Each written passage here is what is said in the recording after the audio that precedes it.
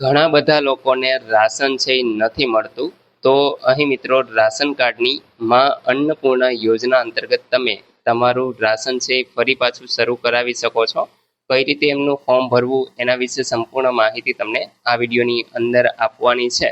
તો વિડીયોને પૂરો જોવા વિનંતી. જો તમને વિડીયો ગમે તો લાઈક કરી દેજો, તમારા મિત્રો સુધી શેર કરજો અને ચેનલને સબસ્ક્રાઈબ કરી લેજો, જેથી આવી કોઈ પણ માહિતી આપ સુધી પહોંચતી રહે. ચાલો શરૂ કરીએ. તો અહીં મિત્રો તમે જોઈ શકશો કે રાષ્ટ્રીય અન્ન સલામતી કાયદો 2013માં સમાવેશ કરવા માટેનું આ એક અરજી ફોર્મ છે. અહીંયા આપણે મિત્રો રાશન કાર્ડની અંદર જે પણ મુખ્ય વ્યક્તિ છે એનું નામ આવશે. અહીંયા રાશન કાર્ડનો નંબર લખી દેવાનો છે અને જે તારીખે તમે આ ફોર્મ ભરો એ તારીખ તમારે આ ખાનામાં લખવાની છે. પૂરેપૂરું એડ્રેસ અહીંયા લખી દેવાનું છે. રાશન કાર્ડમાં કુલ કેટલા સભ્યો છે એની સંખ્યા અહીંયા તમારે આપવાની છે અને તમારો મોબાઈલ નંબર છે એ અહીંયા આપી દેવાનો છે. જે તે મામલતદાર કચેરી તમને લાગુ પડતી હોય એ જગ્યાએથી તમારે ફોર્મ લેવાનું છે અને અહીં તમે એનું એડ્રેસ જોઈ શકશો. અહીં મિત્રો આ જે કાયદો છે એની અંતર્ગત સમાવેશ કરવા માટે અહીંયા નીચે અમુક જે રજૂઆતો છે એ તમારે ભરવાની છે. જેમ કે હું નીચે સહી કરનાર ઉપરોક્ત સરનામે મારી માલિકીના ભાડાના મકાનમાં રહું છું. તો અહીંયા આગળ તમારે હા કરવાનું અથવા તો પાકું મકાન હોય તો એ લખી દેવાનું રહેશે. જો ભાડાના મકાનમાં રહેતા હોય તો ભાડાનું મકાન એ રીતે તમારે અહીંયા ભરવાનું છે. ને માલિકીનું હોય તો માલિકીનું. માલિકીના કિસ્સામાં ઇલેક્ટ્રિક બિલ અથવા તો વેરા બિલ કે દસ્તાવેજની નકલ છે એ તમારે અહીં આપવાની છે. અને જો ભાડે રહેતા હોય તો ભાડા ચીઠ્ઠી અને એ નકલ તમારે રજૂ કરવાની રહેશે. તો અહીં મિત્રો હું નીચે સહી કરનાર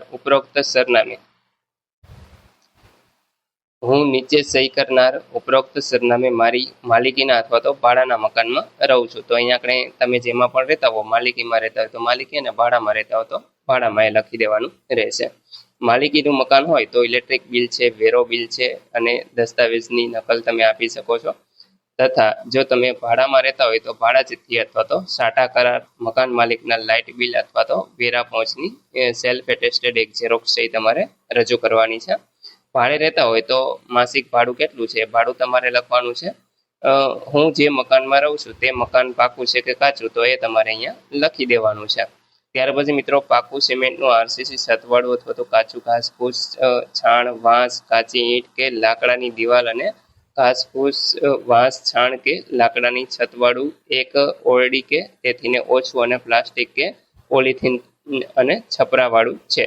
તો અહીંયા આપણે તમે જોઈ શકો છો આમાંથી જે પણ હોય, જે પણ તમને લાગુ પડતું હોય એ તમારે આ ખાનાની અંદર લખવાનું છે.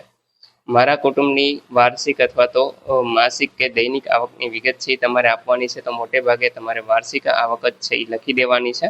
કુટુંબની કુલ વાર્ષિક આવક અંગેનો મામલતદારનો દાખલો છે એ તમારે રજૂ કરવાનો રહેશે. ત્યાર પછી મિત્રો તમારા કુટુંબની વિગત આપવાની છે. તમારા રાશન કાર્ડની અંદર જેટલા પણ સભ્યો હોય એનું નામ આવશે. ત્યાર પછી એમની સાથે તમારો સંબંધ શું છે, અહીંયા ઉંમર વર્ષની અંદર આવશે, અભ્યાસ શું કરેલો છે, ધંધો, નોકરી, સરકારી ઘરકામ, મજૂરી, પ્રાઇવેટ જે પણ કરતા હોય એ લખવાનું છે. મહિનાની આવક કેટલી છે એ લખવાનું છે અને એમની આધાર કાર્ડની વિગત છે એ ફરજિયાત આપવાની રહેશે. તો એ જ રીતે અહીંયા આપણે જેટલા પણ સભ્યો હોય આ બધામાં તમારે એ રીતે વિગત છે એ લખી દેવાની રહેશે. ત્યાર પછી મિત્રો અહીંયા કુટુંબની કુલ વાર્ષિક આવક છે એ તમારે લખી દેવાની છે.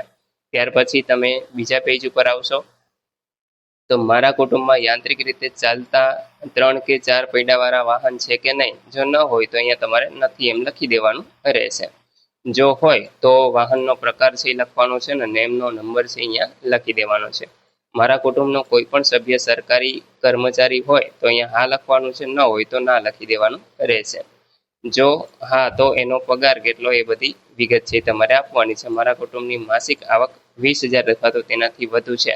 જો હોય તો હા અને ન હોય તો નથી એમ લખી દેવાનું છે. મારા કુટુંબનો કોઈ પણ સભ્ય આવકવેરા કે વ્યવસાય વેરો ચૂકવતા હોય તો છે અને ન ચૂકવતા હોય તો નથી. મારા કુટુંબનો કોઈ પણ સભ્ય ખેતીની જમીન ધરાવે છે. જો ધરાવતા હોય તો અહીંયા હા લખવાનું, ન ધરાવતા હોય તો નથી. ધરાવતા હોય તો અહીંયા સર્વે નંબર આવશે અને એનું ક્ષેત્રફળ છે એ તમારે લખી દેવાનું છે. કુટુંબનો કોઈ પણ સભ્ય 18 વર્ષ કે તેથી વધુ ઉંમરના છે તો હોય તો અહીંયા હા લખી દેવાનું રહેશે.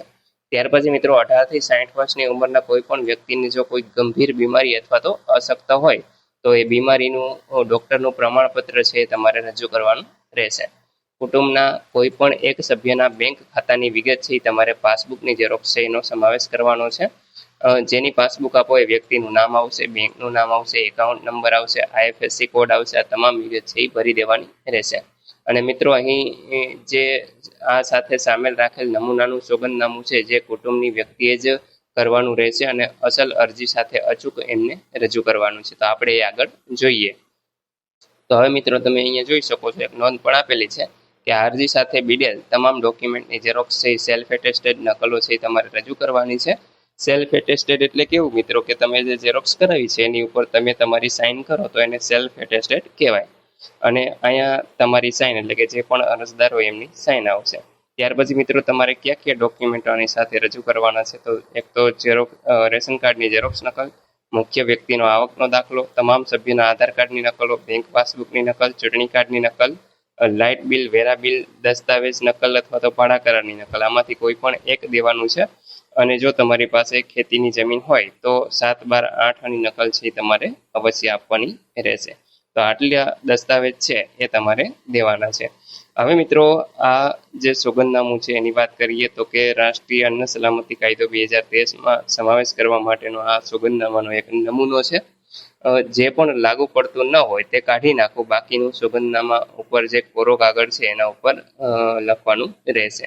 તો અહીં મિત્રો તમે નીચે જે સાઇન કરો છો એટલે કે અહીં આપણે જે પણ મુખ્ય વ્યક્તિ છે એનું નામ આવશે, એમની ઉંમર શું છે, કયો વ્યવસાય કરે છે, ત્યાર પછી તમે જામનગરની અંદર કયા સરનામે રહો છો તો અહીંયા તમારું સરનામું આવશે, કેટલા વર્ષથી રહ્યો છો તો એ વર્ષ તમારે અહીંયા લખવાના છે.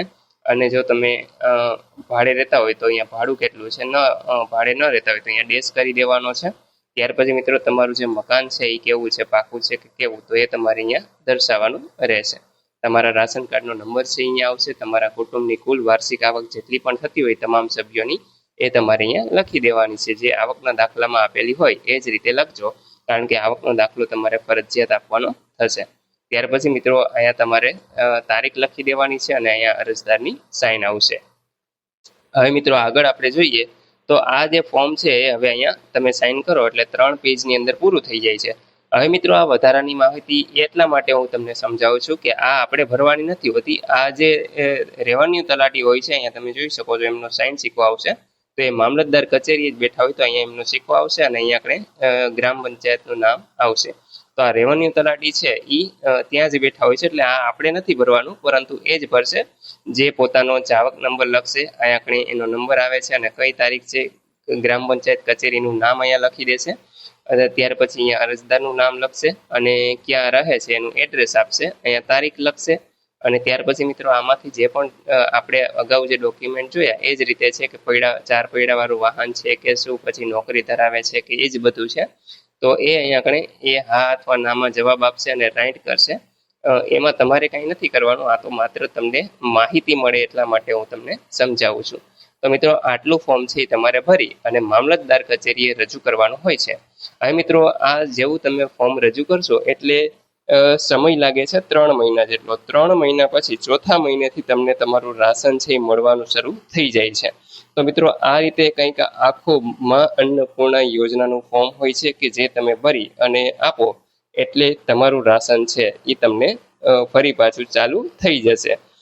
તો આશા રાખું છું મિત્રો કે આ વિડીયોની અંદર તમને માં અન્નપૂર્ણા યોજના વિશે સંપૂર્ણ માહિતી મળી ગઈ છે. તેમ છતાં પણ કોઈ પ્રશ્ન હોય તો તમે કોમેન્ટ દ્વારા પૂછી શકો છો.